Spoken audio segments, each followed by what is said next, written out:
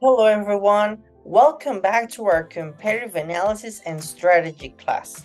In this session, we will talk about the SWOT analysis. Okay, so the first thing that you have to recall is that when you're developing objectives and strategies, you need to have multiple resources in order to define which ones will be most suitable, and of course, the ones that you need to tackle first. Okay, in order to do so, there are multiple tools that you can use, but one of the most common and useful is actually the SWOT analysis. So let's take a look about what is the SWOT analysis.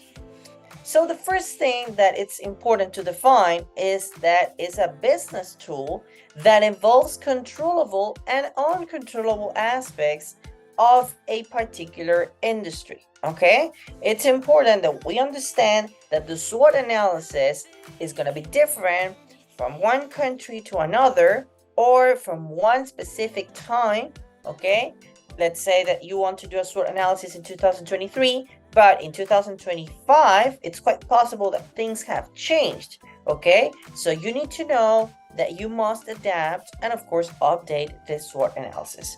Another thing is that the outcome of this SWOT analysis is going to involve things that definitely you could take an advantage of. You can make it as a positive point of view, but others are actually some negative aspects that you also need to work with. Okay? So the SWOT analysis, as this is known, is composed by four aspects. The S stands for strengths, W for weaknesses, O for opportunities, and the T for threats. Okay? So we're going to see each one, but as I mentioned first, okay, each aspect will involve things that you're doing correct, that it's being as an advantage, and others maybe aspects that you can control, but of course that you have to learn how to overcome. Okay, so let's take a look to the strength. Okay, the strength is known for things that the company can control. Okay, first of all, it's controllable, and second, it's something that relates to the internal aspect of the company. Okay, the second thing is that those strengths are also perceived positively by the market.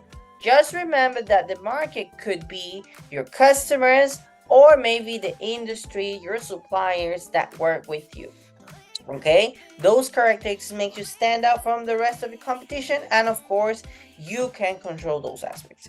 Some examples could be training, customer service, marketing, the infrastructure that you have, and if you're offering a good amount of products. Okay, but it's important that you know that these things you can control, and of course, that you have a specific influence in this. Okay, then we move to the weakness. Okay, the weakness is again something that you can control, but it is called or defined as an opportunity area. Okay, here what do we have is that a weakness is mainly based on a lack of knowledge, of resources, or a capacity. For some reason, it's not a strength. For some aspect, you have an opportunity area. Okay, so it's important that we understand that when you linked a strategy to your weakness is because you can afford or you can actually invest more than usual for an opportunity area that you already define as urgent to take account of. Some examples again could be the lack of training. Maybe your people are committing a lot of errors. Maybe you're new in the market, you don't have many years, and it's possible that customers may feel frightened about getting your products. Okay, because you're new, and as a new, you need to have like more investment than usual, and sometimes companies they don't have limited products. Again, if you are only offering 1 2 products, if you compare yourself to your competition, well, at some point you are the one that define how many products will you establish. But of course, it's understandable sometimes the limit is going to be based on your resources, and of course that you're still under a development. Okay, you're not being consolidated, and that could also affect your perception towards the market. Then we have the opportunity, okay? The opportunity is something, and here we start with something with aspects that are uncontrollable, but in this situation, it's something that is positive, okay? I can have a positive situation from something uncontrollable. But the thing here that you have to recall is that because we are talking about a whole industry, it's quite possible that your competition could also take an advantage of your opportunity, okay? Because it's not tailor-made, or it's not something that only you can use, okay? Others can use it. Some examples are definitely funding, okay? Let's say that the government is giving you maybe a lower interest rate, or they are helping your industry in particular.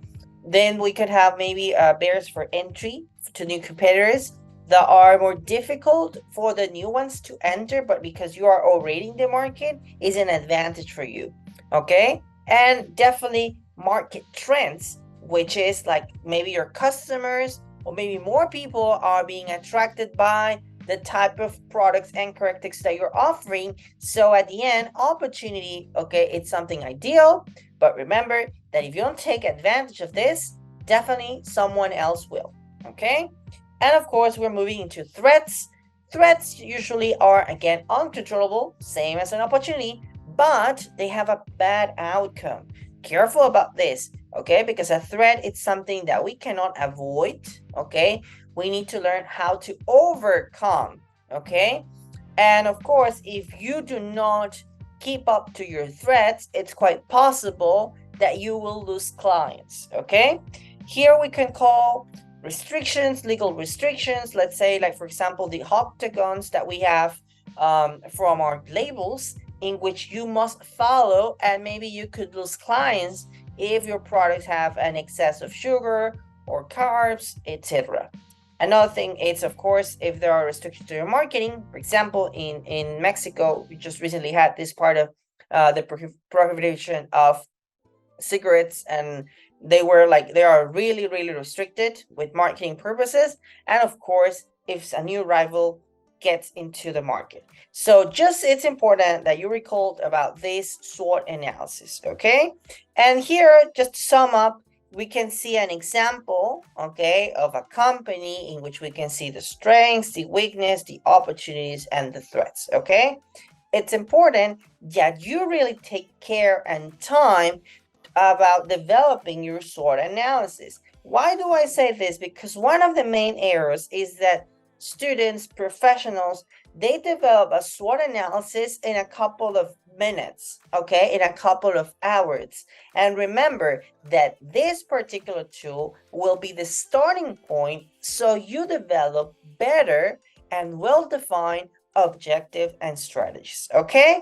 So this will be it for today. Thank you very much and have an excellent day. Bye-bye.